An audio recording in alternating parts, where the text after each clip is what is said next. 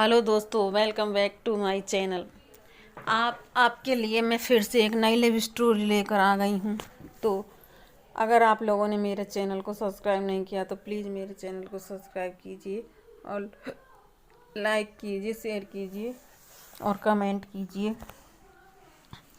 तो शुरू करते हैं। ये लव स्टोरी है धीरेन्द्र नाम के एक लड़के की, जो कि 7वीं के क्लास में पढ़ता था।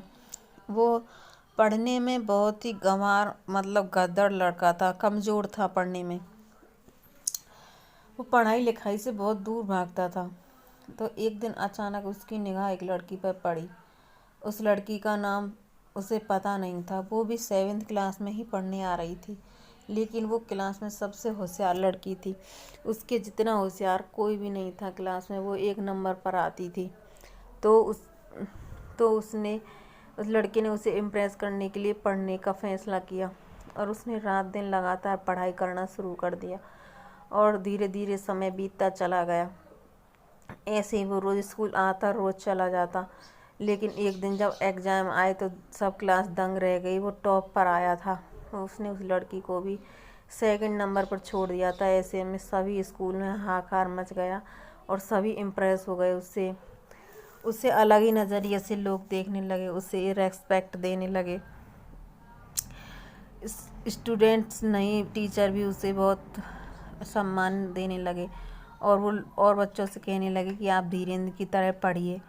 तो धीरे धीरे और वक्त गुजरता चला गया और भी कई क्लासेस में उसने टॉप किया।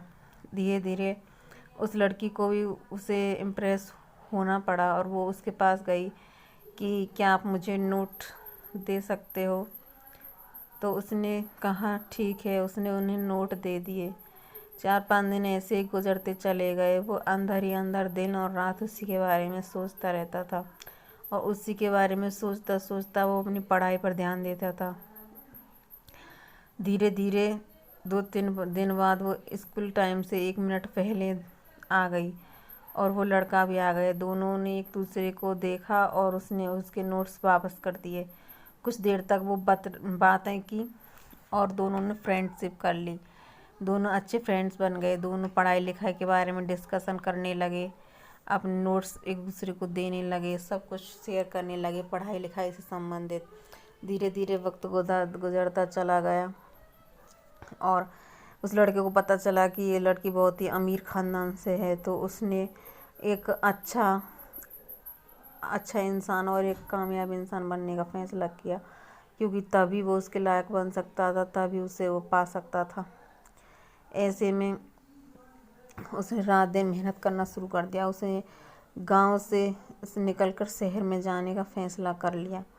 शहर में जा कर के उसने पढ़ाई करने का फ़ैसला किया। वो वहाँ पढ़ने लगा। धीरे धीरे उसने बहुत अच्छी पढ़ाई हासिल कर ली और वो कंपटीशन की तैयारी करने लगा। उसका सिलेक्शन हो गया।